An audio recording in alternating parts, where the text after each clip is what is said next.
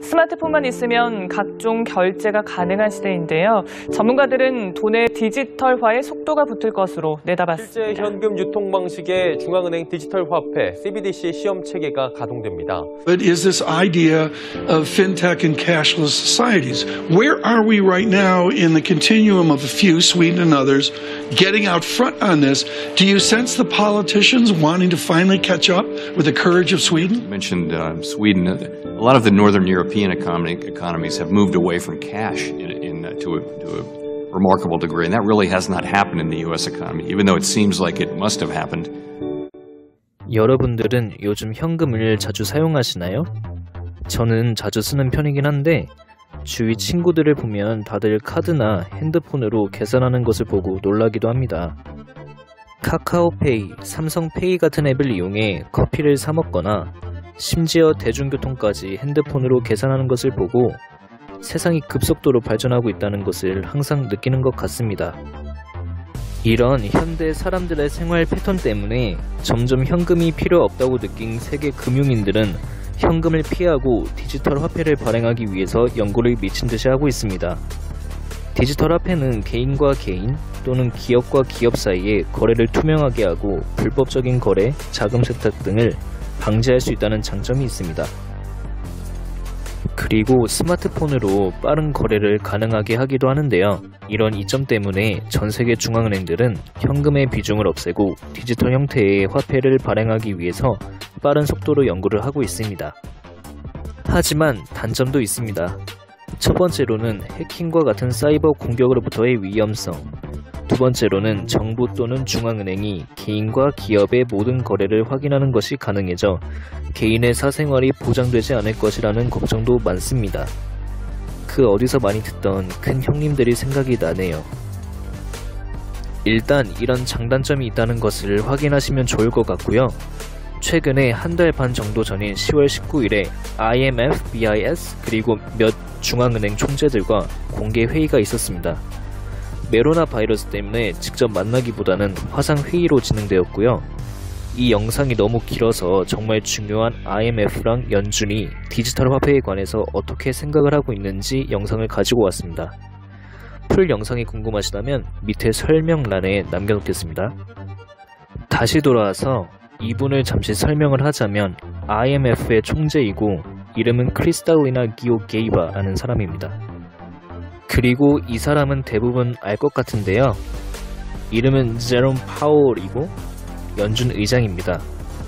모든 투자자들, 기업인들이 이 사람의 말을 항상 귀를 기울일 정도로 경제 쪽에선 정말 중요한 사람입니다. 그리고 영상을 바로 보기 전에 이 회의의 이해를 돕기 위해서 설명해야 할 것이 두 가지 정도 있는데요.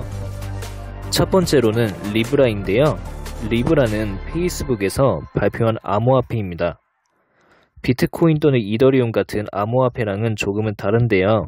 이 암호화폐들은 변동성이 커서 불안한 반면에 리브라는 유로나 달러 같은 화폐랑 연동이 되면서 변동성이 별로 크지 않습니다. 사람들은 이것을 스테이블 코인이라고 해요. 아무튼 페이스북이 2019년 6월에 리브라를 발표하면서 전 세계에 큰 충격을 주었습니다. 그래서 G7에 속한 나라들 그리고 거기에 속한 미국 정부로부터 규제를 당하게 됩니다.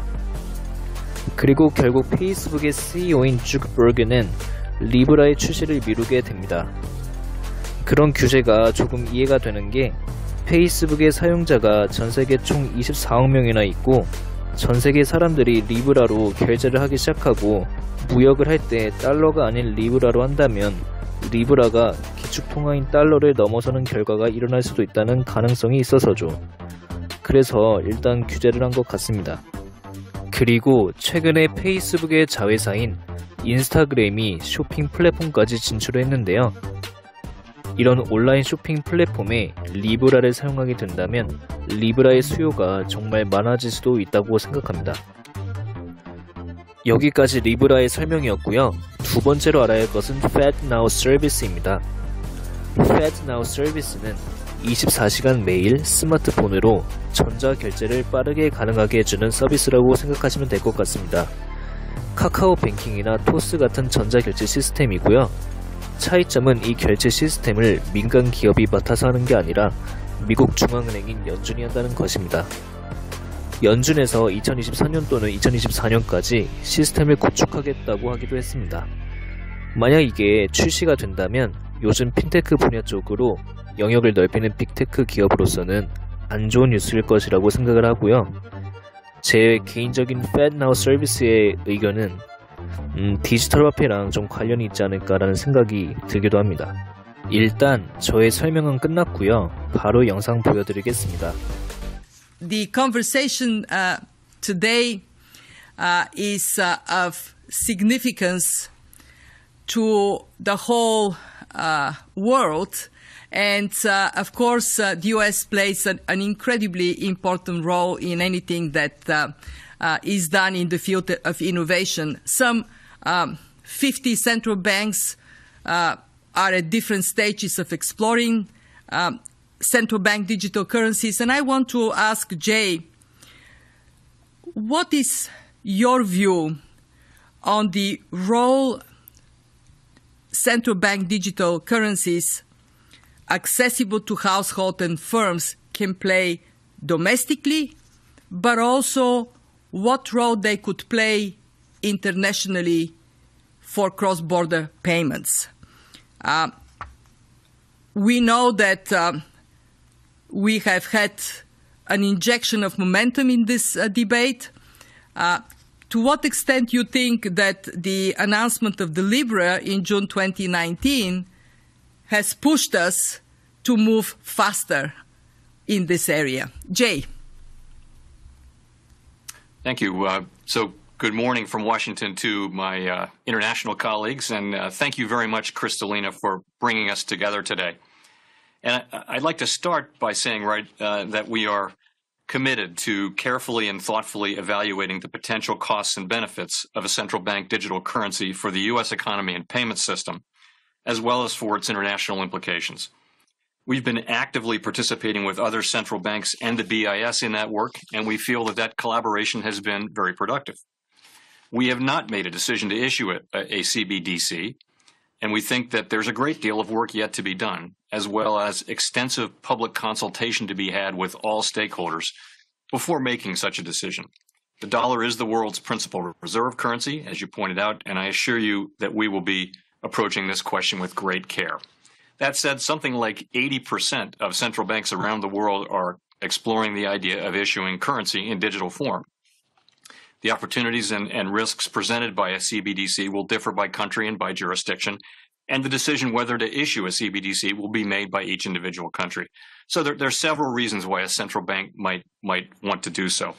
For example, there are a number of ways that a CBDC might improve the payment system, and it is mainly this area that motivates our interest. These include basic issues such as faster and cheaper transactions, and more complex issues, from addressing a decline in the use of physical currency to modernizing payments infrastructure to reaching consumers that have traditionally been underserved by financial institutions. Other potential motivations are more macroeconomic in nature. Each jurisdiction will need to think carefully what its principal motivations may be, and for the Federal Reserve, as I mentioned, our main focus is on whether and how a CBDC could improve an already safe, effective, dynamic, and efficient domestic payment system. Unlike some jurisdictions, here in the United States, we continue to see strong demand for cash.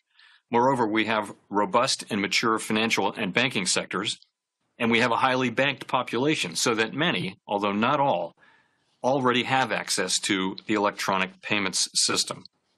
Our payment system is evolving quickly as technology advances, for example, with the introduction of instant or fast payments, both private and public, including the FedNow service. We think it's important that any potential CBDC would serve as a complement to, and not a replacement for, cash and current private sector digital forms of the dollar, such as commercial bank money. You ask about Libra, and I agree that it highlighted the need to improve cross-border payments and generally succeeded in focusing attention on payments-related issues, including consumer protection, cybersecurity, and privacy. So it's probably too early to say how much Libra will ultimately shape the payment system. I do think it has caused regulators to think carefully about the appropriate risk management and compliance expectations for emerging innovations. And I would point to the FSB's consultation on global stablecoins as a case in point. I'll stop there. Thanks. Thank you very much, Jay. Very thoughtful. I used to say the future is digital until I realized the future has arrived. And Jay, you helped me realize that very much. In the summer, you said the following: that you do not want to wake up one day and realize that the dollar is no longer a world reserve currency because we just missed a technological change. I have full confidence this is not going to happen with you at the helm.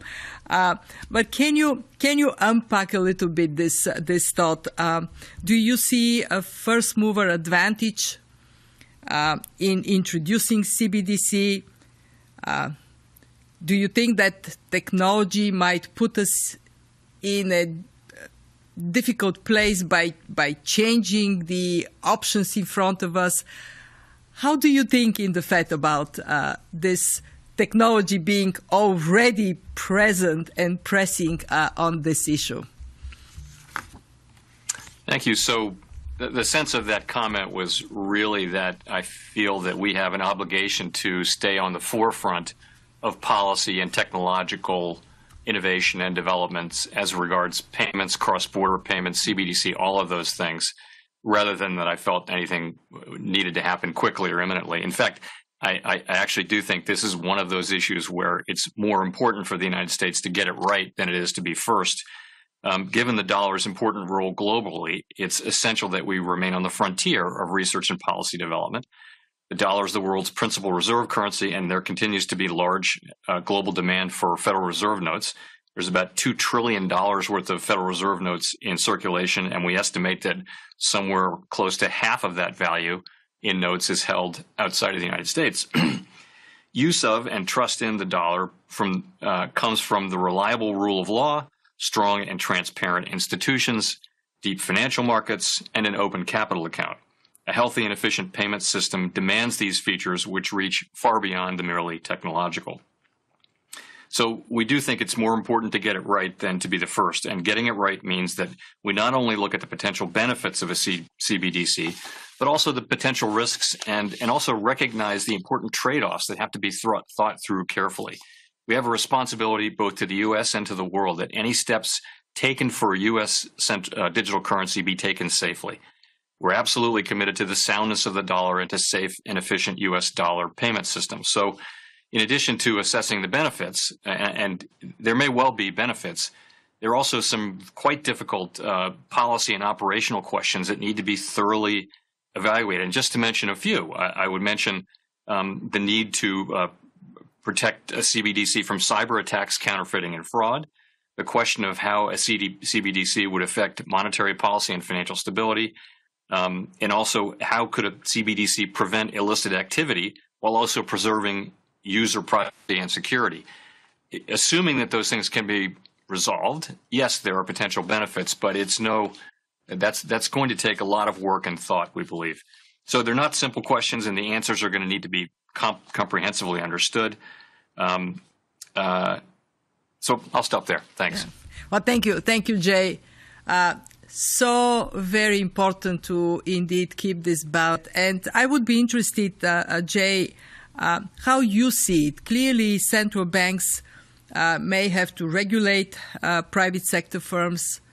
There is space for partnership. There may be need to counter with independent solutions what the private sector is coming up, going back to Libra. How do you see remaining on the front of these developments? What is the Fed thinking in that regard? And how do you see your collaboration with BIS? Agustin mentioned the special partnership with the Federal Reserve System. So how do you see this new frontier and what role you play at it? Thank you. So let me start by saying that we strongly support the work of the Innovation Hub and would stress that it's very much geared to creating public goods. We will have lots of conversations with industry and stakeholder engagement, and that'll help us in our work on digital currencies and cross-border payments. We need to work collaboratively with the private sector, and we also understand there's a need to do ways that foster development of public goods. So the private sector is likely to be able to contribute through technological innovation.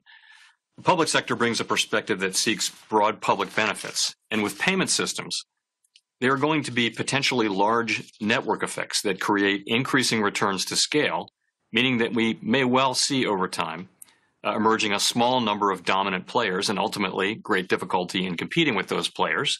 Indeed, that is what we see with a number of the tech giants today in their existing businesses away from payments.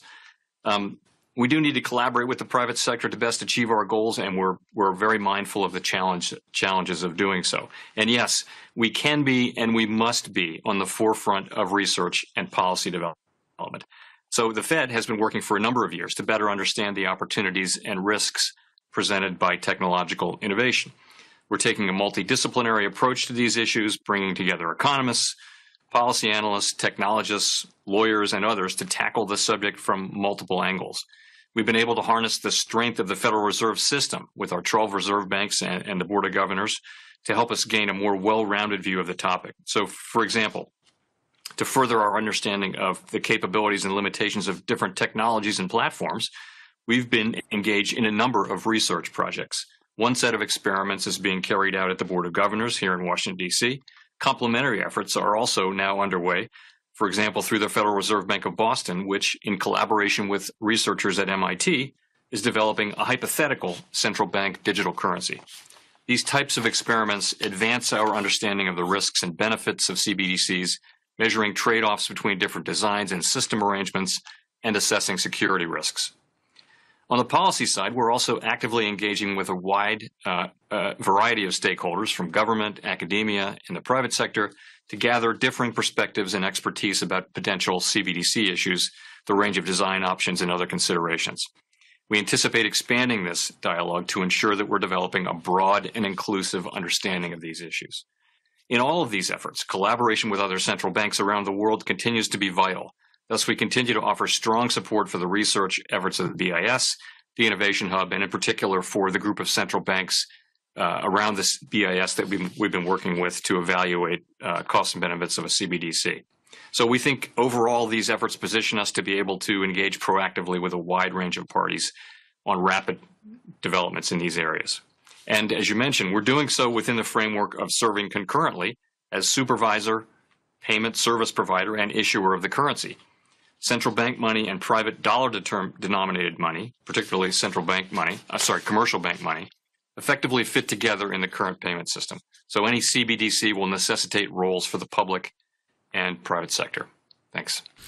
Thank you very much, Jay. This is fascinating. 지금까지 IMF와 연준이 디지털 화폐에 대해 이야기하는 영상이었고요. 요즘에 저는 기술의 발전을 보면 굉장히 무섭기도 합니다. 기술의 발전이 물론 우리의 삶을 편리하게 할 수 있겠지만 인간의 자유를 침해하지 않을까? 라는 질문을 항상 스스로 하며 살고 있거든요. 여러분들은 기술의 발전에 대해서 어떻게 생각하시나요? 다양한 의견 댓글로 남겨주시면 좋겠습니다. 감사합니다.